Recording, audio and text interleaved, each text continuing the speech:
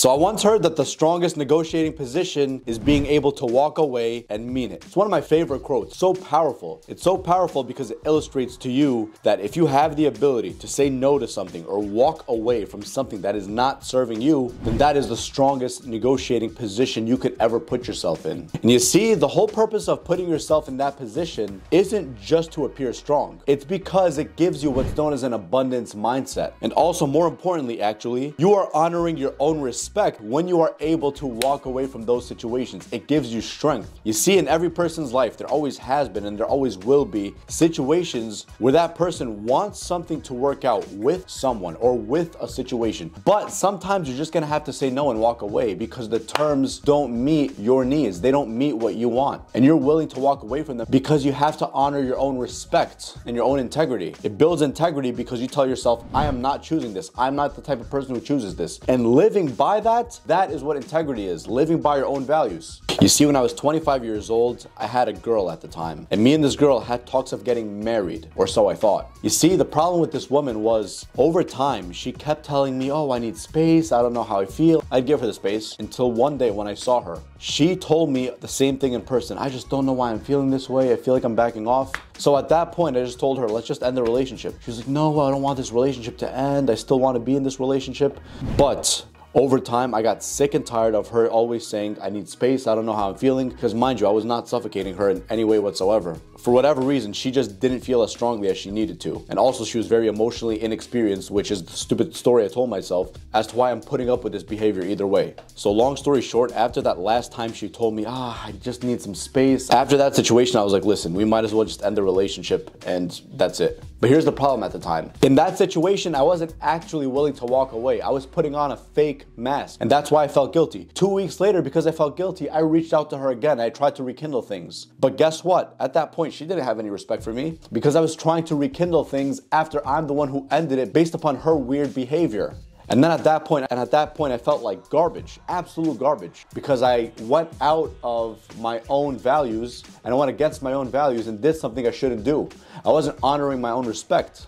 But then, after that, truthfully, I noticed that she wasn't enthusiastic with her responses and she didn't really care after I tried to rekindle. At that point, truthfully, I walked away and meant it. Knowing that I may not hear from her again, sure enough, just a couple months later, she reaches out to me saying, hey. I just respond with, hey, how are you? She says, doing good. And then I respond with, I'm curious why you messaged me. She goes, just checking, see how you're doing. I go, thanks. She goes, no problem. That's it. I didn't entertain the conversation. I didn't engage in the conversation. Why? Because this person basically ended the terms of the relationship, or the relationship ended because it was her fault. It was things that she was doing that caused it to end. She wasn't available. I said, you know what? Fuck this. I'm leaving. Because I had to honor my own respect and integrity. Conversation didn't go beyond that, but that's not the point. The point is, when you honor your own respect and integrity, people will respect you. And many times, people will readjust themselves and conform to what you want, because you're honoring your own respect and integrity. You see, guys, and this ability to walk away is important in every single area of our lives. With unexpected demands of you from your boss at work, let's say. When your boss is trying to make unrealistic expectations of you and demands of you, there's certain points where you have to be willing to draw the line. With friendships, friends who are trying to walk all over you and trying to get you to do more things for them and have them not do anything for you. Those are also situations where you have to be willing to walk away and mean it.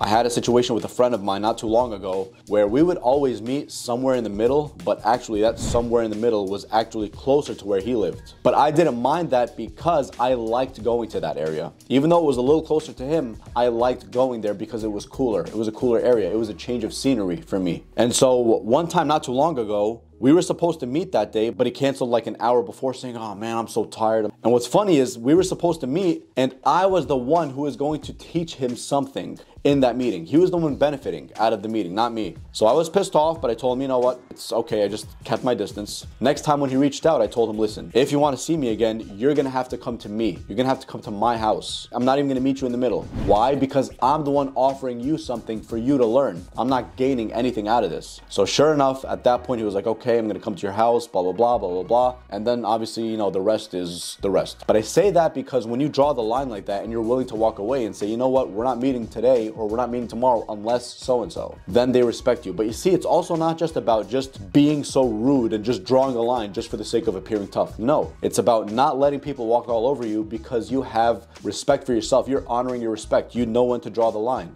And you know that if someone were to not act the right way with you, you're willing to walk away and leave and fully mean it. There was a situation about 6 months ago with work where I had applied to 2 jobs and I got both of the jobs. The first job was way more high paying than the second job and it had way better benefits. The second job was less paying, less benefits, but the owner was cooler.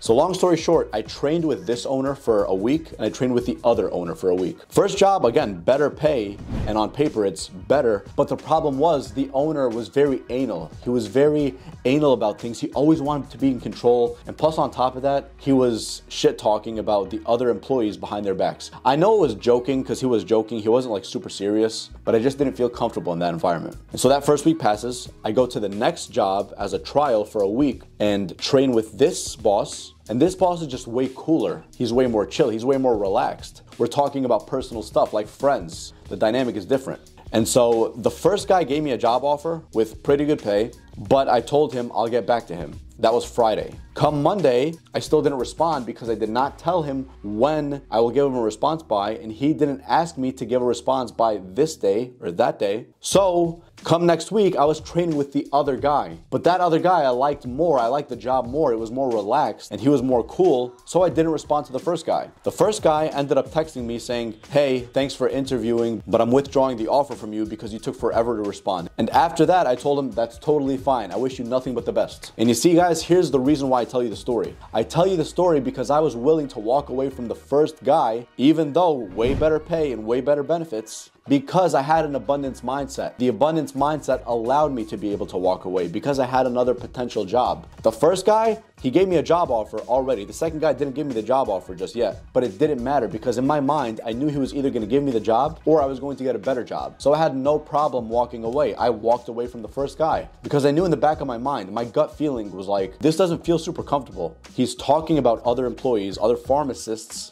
behind their back, and he's so controlling about certain things. So I'm like, I don't know about this. Another example that perfectly illustrates this is actually one that my dad was in years ago. I went to the car dealership with my dad one time years ago, and he was looking at the cars, but he wasn't in a position of need. He really liked one of the cars, and so he told the car dealer that he's willing to pay X amount for this car. So the guy says, sure, we'll accept X amount, but there's a $1,000 fee, whatever type of fee it's called. I don't know, documentation fee, whatever fee, restocking fee, who knows? And so my dad was like, no, I'm willing to pay that much without the fee. And the guy was like, oh no, there's absolutely no way you can do that. That's impossible. Every single car here has that fee over here. We can't just take it off. It's impossible. So my dad was like, okay, it's impossible. I'm leaving. I'm not taking this offer. There's no way that that's impossible. But if it is, totally fine. I'm leaving. He kind of threw a fit and he kind of also made a scene. But the point I'm trying to make is he was legitimately able to walk away and willing to walk away. And he walked away. And then sure enough, just after that, by I think it was less than 2 weeks, that same car dealer reached out to him asking him, hey, are you still interested in the car? And then my dad was like, wait, I thought you told me the $1,000 fee cannot be removed. And then he was like, yeah, it can be removed. I spoke to whoever. So you see, man, these car dealerships, they always get you, especially if you're young. That's their way of getting you. They manipulate you, and especially if you're really young and they know that you really like a car, they're gonna tell you something like, are you sure you don't wanna buy it today? It's gonna be gone by tomorrow. Their manipulation game is really up there. And so that's the thing. When they know that you really like a car, they know you're not really willing to walk away because you want that car so badly. But when you have a take it or leave it attitude, a nonchalant attitude, like, I want this car, but if you're unable to meet me in the middle or you're unable to meet that price or that offer I'm giving you, that's okay. Have a nice day. That happened to me too over 2 years ago when I was buying my car. I went to the dealership. I spoke to the guy. I was interested in the car, but I wasn't like so needy. I wasn't in need of a car. And so I spoke to him. I was just like, how much for this car? What would be the price? What would be the down payment I'm putting on? And then obviously I already calculated all these things from before. So I had a set amount that I was going to put down and a set amount that I was going to pay monthly. And so he said, yeah, we can't meet that. I'm like, okay, that's totally fine. He was like, let me ask my manager, but I doubt it's going to work. He's obviously not going to work it out. He goes to the manager's office, quote unquote, and then comes back and he was like, yeah, we were able to bring it down for you, but only if you take it today. I'm not willing to buy the car until maybe the next 4 weeks or so. And so he was like, okay, fine, but if you don't come back tomorrow, it'll be gone. I'm like, all right, so be it. And I knew it wouldn't be gone because that's a very rare car. The car I drive is extremely rare and not a lot of people even know about it. But the point I'm trying to make to you is that when you're not willing and able to walk away because you really want something to work out, but you're not able to walk away and mean it, that costs you your respect. That's at the expense of your own honor. That's at the expense of your own integrity. On the flip side, when you're able to do that and withdraw from those situations, that gives you respect. It gives you honor. It builds your own integrity.